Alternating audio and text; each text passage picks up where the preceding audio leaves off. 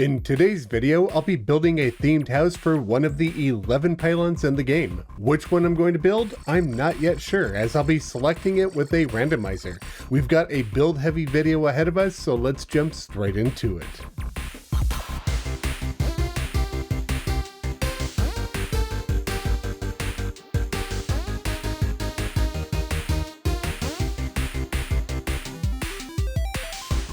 Greetings friends, Khaios here. Nearly 6 years ago, I made a build series where I built a custom house for each pylon in the game at the time.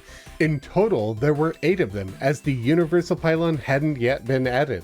In the current update, we added 2 more with the shimmer and underworld pylons. Not to mention, I have a much better microphone now, my editing style is better, and I'm a better builder to boot, so today I'm going to redux the Pylon House series. Over the next few weeks, I'll be building custom houses and landscapes for all 11 pylons in the game, and better yet, I want to do it completely at random. I went ahead and quickly set up a bit of a randomizer using the information I talked about regarding target dummies in my previous video. This target dummy will help us randomly determine which pylon we're getting first. The target dummy ghost will shuffle between the middle teleporters until the randomizer on the right triggers 3 times, at which point the machine will turn off. The group of logic gates in the middle will move the lights under the pylons from left to right over and over until the spin is finished. Where the light stops will indicate which pylon I'll be building. All I need to do now is pull this lever and the target dummy randomizer will tell us which house is coming first. But before I do, we're on the road towards 400,000 subscribers, so if you would like to help this channel grow and reach our next big milestone, be sure to subscribe and leave a like to tell YouTube that I'm doing a good job. You already know the outcome of this roll before I do, thanks to the thumbnail and title of the video, but I will be rolling it again at the end of the video as a teaser for what will be coming next, so leave a comment now telling me what you all think the second roll will be, and no cheating. For now, let's pull the lever cronk for the first time today, and I'll find out what you all already know. And the first pylon house of the series will be the jungle pylon.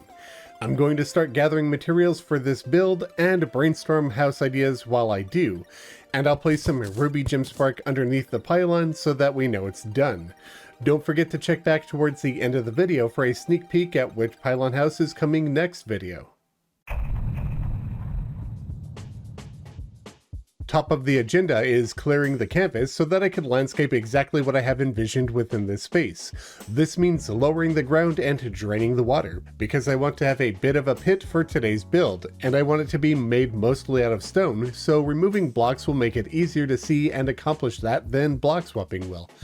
After annihilating some pesky bugs, I start placing a large, massive stone block in the middle of the area. I know that the floor dips below what we could see from my time-lapse camera, but there's nothing major going on down there. This block of stone is approximately 25 blocks in width and 35 blocks tall, give or take a few. The idea here is that I want to carve something into it. I'll be attempting to create a massive moai stonehead statue. The box of stone is roughly the size of the head that I want. For stuff like this, I always find that it's easier to start with too much material than carve into it and shape it the way I want, because it helps me picture how the shape is starting to form, as I can see the rest of it all at once. If I was trying to build something intricate like this as an outline, it would be much harder for me to envision, as my brain just doesn't quite work that way, because I really don't build with shapes like this all of that often. Once I have the outline to a point where I'm happy, I start sloping it, and this is where things start to come together. I wasn't sure how to deal with the mouth and the nose looking so flat at first, so I just decided to hammer a flat line for the mouth and a curved line for the outline of the nose. For the eye and the prominent eyebrow, I figure I'll just dig into the forehead. This looks a bit weird, but it'll look a lot better once I start adding in background walls. Before I get to that, and after some minor shaping, I start to vary the stone texture by blending in Boulder block, my beloved. This makes the statue look much older and weathered. Then when I'm happy with it, I'll start placing background walls in the eye, nose outline, and mouth crease. I use boulder wall blended together with craggy stone wall. Then I experiment with the outline of the nose a little bit, but ultimately I will go back to the original style that I had before. For the rest of the landscape, I'm going to build 2 rocky cliffs. The idea here is that the house will be built on top of the long, abandoned, and sunken moai that is in the middle of this pit. I want the cliff on the left to have a small cave inside of it, so I take that into account when shaping the hill. I'll also add a flat tier to it on the lower side, because I want to have a waterfall cascading off of it. Once I've filled the hill even more, I start smoothing the edges with my hammer, then roughen up the middle texture more with boulder block. On the right cliff, I want an even smaller cave at the very bottom, which will create a larger platform above it where I'll eventually have some plants. I blend together craggy stone, worn stone, and boulder walls for that small cave, then I start working on expanding the cliff overhang. When that's done, I start capping off the tops of all of the stone areas with mud. I also make sure to place some on the tops of caves and overhangs just so I can eventually have vines growing from them. Then I start planting jungle grass over all of the mud, bringing the area back to a jungle biome. Now I want to start placing water. A tiny stream will be on the right side, and a larger one will be coming from a small pond on the cave to the left. Then I'll fill in the areas below with 2 larger pools of water. The one that you can't see the bottom of due to my poorly placed camera account really isn't all that special down there, but you'll see it when this time lapse is done. Once the water is in, I'll continue blending craggy stone, worn stone, and boulder walls to complete the left cave, the right cliff face, and inside of the 2 ponds at the bottom. Then I finish tweaking the shape of some blocks before I move on. Alright, I think the moai came out pretty good. I don't know. Y'all can let me know what you guys think in the comments. But for now, I'm going to continue some decorations. I'm going to get rid of the moss that's growing down there in the water because I won't want it. But I'll be planting brown moss over as much of the exposed stone as I can. Just because I think it'll add a good bit of texture once I start speeding up time and growing it. These grass bits will also grow vines when I speed up time. I just want to get some trees in first because with the jungle we can get large plants to grow, and it'll make planting trees a little bit more of a pain in the butt. But before I do that, I'm going to grab some ivy stone walls, and in these small cave bits I'm going to place some of that down. That might actually look better with lime paint. So let me just grab some real quick. And then we could just run some vines down the wall in a couple of spaces. We'll grab our water dropper and I'll just place a few down here and there. Maybe get rid of some of these stalactites.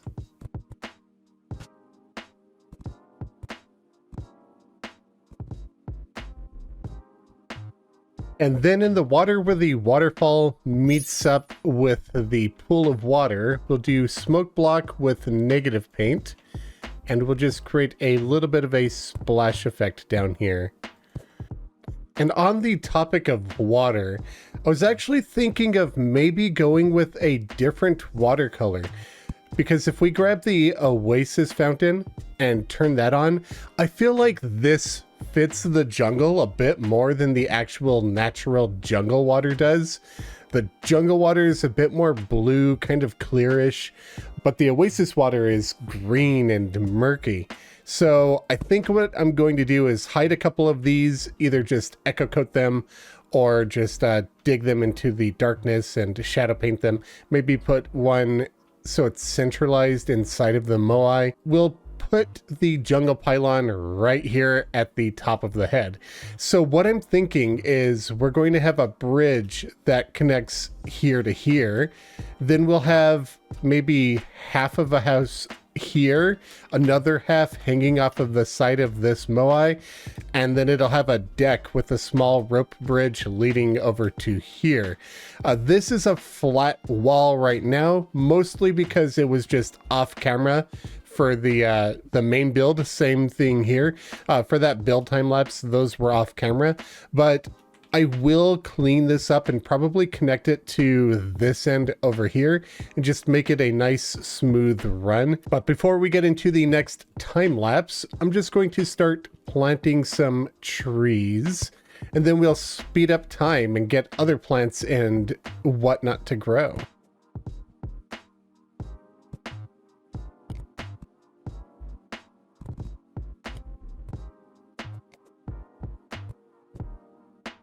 think that's perfect that that came out as a small tree, because I really didn't want a super tall one there. Just thought it would be fun to have a small tree on the top of the head. This makes me wish that we had like an inverse infused fertilizer. With the infused fertilizer, it always grows a gigantic tree. It'd be nice to have fertilizer that just grew really small trees, or like that last one, another fertilizer that maybe grows the ones without the side branches and without the treetop. I know that you won't want to see those often, but there are times where it's handy to get them decoratively, and right now the only real easy way to get like this treetop consistently is through T-Edit. It's interesting that the stalactite goes behind the tree, but the tree goes behind the block, but the stalactite goes on the block. So maybe I won't place one there after all. We're just going to place a couple more trees here. Then I'll get to fixing these flat areas off screen. And I'll also speed up time to get the plants to grow off screen, just so you guys don't have a bunch of flashing lights.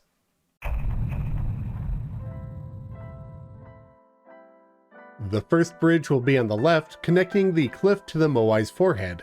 I'm using brown painted pine platforms for the base of the rope bridge. I find it helps getting a natural rope bridge shape by making a flat platform, then slowly lowering it as you work towards the center, leaving a space between each platform. Then I hammer each of the parts that go up or down into stairs, so that way you could walk up and down them smoothly, otherwise you would just fall through the bridge when trying to walk up it. Since I've already started using one material that I've never used for a rope bridge, I thought I would go nuts with it with more new materials.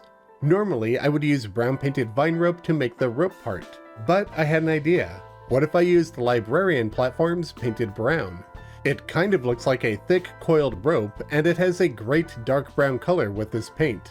From the librarian platforms, I place a row of brown painted rope. In order to get them to connect to the platform, I place another rope above the top of said platform, then I echo coat it to hide it away. The lower rope detects that there is a rope above it, so it'll draw a fake rope onto the platform, but thanks to the echo coating, we won't see the top of it. I add more of them to the rope bridge afterwards to make the netting, making sure to have some of the rope dangle on the bottom side of the bridge to make it look more worn. Before I can start work on the right side rope bridge, I need to start laying the foundation of the house, because the bridge will connect to it. Ashwood painted brown will make up the floors of this home, one of which will just poke out of the side of the moai. I'll use living wood in a Y shape to create a structural support for the house, not because I need it, but because I think it looks good.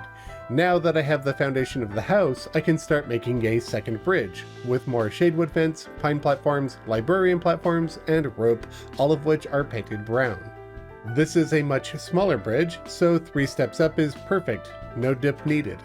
I place unpainted iron bricks to act as connecting points between the braces that are supporting the house and connecting to the moai, because I think it looks better with this than just having one homogeneous Y-shaped log. For the sidewalls of the house, I'm going with brown painted large bamboo. Lime painted living leaf blocks make up the rooftop. If you're wondering why I'm using living leaf and not living mahogany leaf, it's because I'll eventually be connecting living wood supports to the ceiling, and living mahogany leaves do not blend with living wood. A second, more steep and smaller roof is placed on the right side of the house. Then I use shadewood fence for the doorways. Palmwood doors are perfect for this style of house, so I include them as well. Then large bamboo walls make ground supports underneath. I want these to look thinner, so I line them with echo walls. Then I use rich mahogany to make the house foundation look thicker. Afterwards, I start placing background walls into the house using brown painted bamboo wall for the main selection. Ashwood makes horizontal support beams, and ebonwood fences make the windows. I would love to use the small bars that are made from bamboo fence, but it's just too bright of a shade and it really sticks out. Ebonwood fences just match better. I line the sides of the window with large bamboo walls, and I also use them to help design the ladder that connects the 2 floors. Behind that ladder, I'll run brown painted pinewood wall, which gives a nice chevron design as if it's pointing up the ladder. And with that, the background walls in the house are done, and all that's left is decoration. Before I get to decorating the house, I'm going to add some small details, like echo blocks on the side of these pine platforms. The reason why is because they will connect with the block on the side of them, and it'll make it look like they're connecting to the beam in the background and make it look more like a rung on a ladder. The thing is, I want to have these three actuated, but not the ones on the other side, because I want to be able to run into here and fly up without getting caught on this single block right here with the overhang. If this was actuated, I could just get caught right up here when trying to get up the ladder, and it's annoying. So it would be just easier to have that not actuated. Now I'm going to take some brown paint and large bamboo and add some more support into the rooftop here. Then with the rich mahogany, I'll add some more supports under places where I feel like they should be added, like right here at the end of the house, and then under all of these bits where the rope bridges are. I really do like the way that these librarian platforms work as a rope. I think it's pretty good. Of course, you could end up walking on top of the rope bridge, which is a little weird, but if you're walking in normally, I think it works perfectly well. I tried to actuate them so you couldn't walk on them. I just felt like it was a little too dark. Now with lime paint and living leaf, I'm going to make some bushes. And then when these bushes are done, I'll blend in some pine tree wall to give them more texture.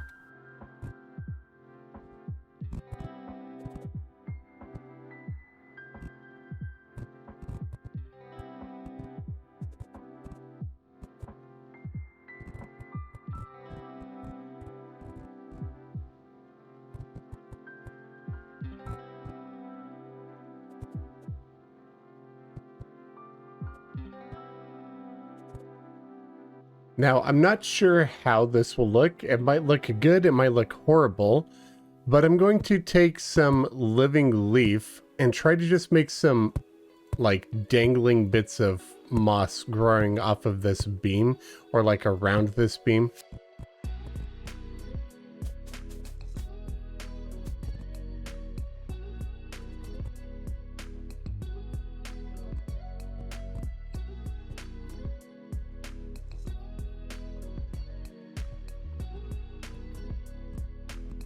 Now, I'm thinking about placing a couple of spores inside of the little caves. I like this one. I'm not sure how I feel about the one inside of the eye. I definitely don't like the one in the nose, but I'm just going to experiment around with that. No, I think it's better without the one in the eye, but maybe I could take a few echo platforms and do a couple of just like floating spores in the area. Now I'm going to take some pufferfish with echo coating and place a few fish into our little pools of water. And I don't like that. I do wish that if they detected water that they would just stay in the water. But what I can do about that is I could take echo blocks, most likely. I don't think this will allow them to load up, but we'll find out. So if I line the top of this with echo blocks, I'm hoping they can't poke their heads up for air. They still can. Okay, if I go any lower than this, then the water will get deleted. So let's see, what can I do about this issue? All right, let's swap this up. Let's grab grate, because grate will not delete the water, and we'll echo coat the grate, and we'll place this inside of the water right here, and this should prevent our little fishies from coming up for air. Go down, get out of here. Okay, I apparently need to do that right there, this right there. How are you in that block? I don't even know. All right, let's see. He's going up and he stops. And you? How are you doing this? Let's try making this slower. Okay, now he's bumping without getting into the air, and when we take our Spectre goggles off, it'll look like that. Okay, these look horrible when they're sloped. So get 3 fish in here. We'll come over to this side, do more of the same, and throw just 2 fish in here, I think. A little cursed how when they swim up into the grate, they show their faces. I don't know why it gave me a bubble there. This is a little weird, a little on the buggy side. I'm not sure that there's anything I can do about that. I might report that to Relogic and see if there's anything that could be done, because it is very weird. Although it kind of looks like they're if you were looking at this pond with an isometric perspective in mind, if you're thinking, oh hey look, they're just coming up for air or something, it kind of works in a 3D or 2.5D perspective. It doesn't really work if we're just looking strictly at 2D, but I don't think there's much I can do about that. And this one still looks weird. I don't know if I actually need this right here. I probably don't. All right, well, I'm gonna live with it. I want fish in my water, but I don't want them to be bubble. So the way that I would handle it, if I were designing these critters, is I would actually try to give them the same logic that critters normally do. So normally the fish ones wouldn't be able to fly out of the water and just float in an air bubble. I think the bubble's cool, but I think it would be way better if like the fish creatures or the fish critters, when placed outside of water, would just flop around on the floor, you know, not like an air bubble, but just like flop like a fish on the floor. That's just my personal opinion. All right, now I'm going to place a few lanterns around the area, just a few shadewood poles if I could keep my mouse straight.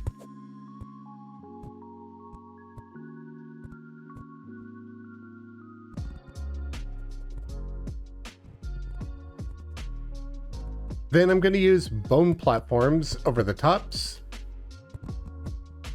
And then hanging from those will be brass lanterns, just because I feel like they fit the jungle vibe.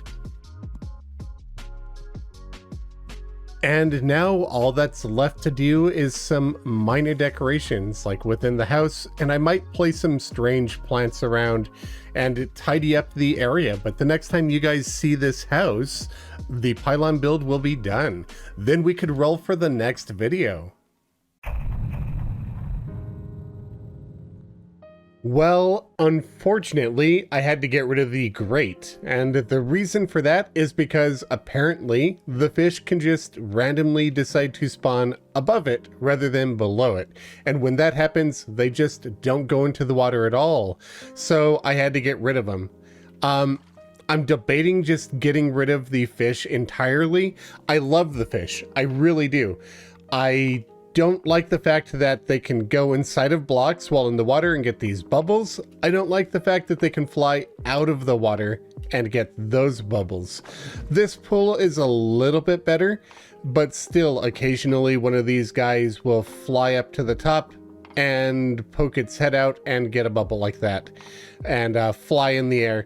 Not what I'm hoping for my fish decorations, unfortunately.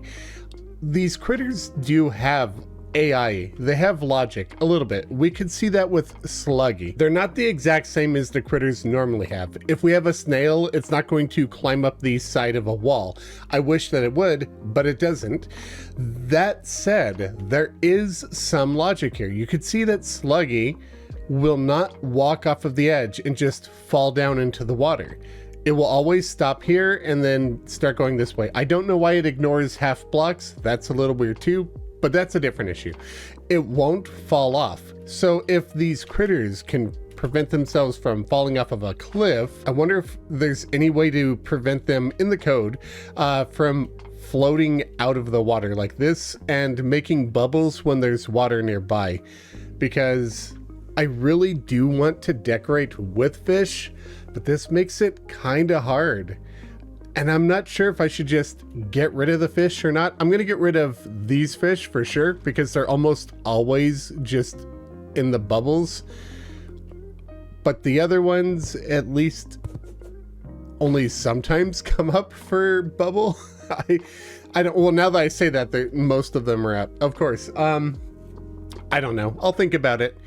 It's a little unfortunate, a little, just a little bit, but that's okay. I'm gonna go ahead and finish decorating and we'll get back to the final look.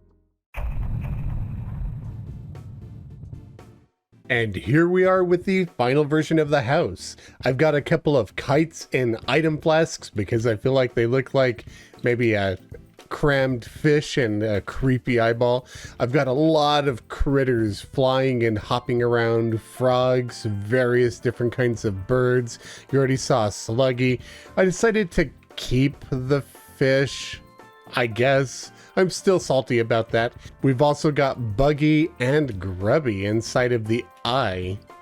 And we've got a house built onto the side of this ancient statue. All in all, I'm pretty happy with this entire Pylon house. I hope you all are too, but don't check out just yet because we're going to roll for the next house for the next Pylon video. Here we are once again at the Wheel of Pylons. I went into T-Edit and I added a jungle pylon here, so we technically have two of them, but that one's functional, this one is not. And I've also adjusted the mechanism for the Wheel of Pylons to exclude the jungle pylon, so now when we roll it, it'll pick from any of the remainders. There are 10 left, and I will only be doing a roll at the end of the videos from here on out. Let's see what we're going to get in the next video.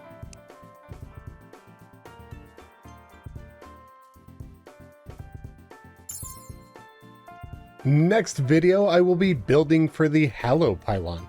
That is the Hallow one, right? Not the Shimmer? Yes, the Hallow Pylon.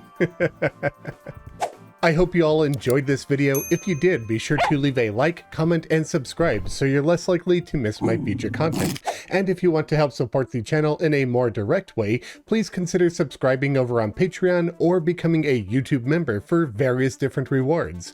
A special thanks to my biggest supporters for the month, Kasu, Slathozar Porb, and Pombo. And be sure to check out my channel artist MythicalWater, linked in the description below. Thank you all very much for watching. Be back soon with a new video. Happy building.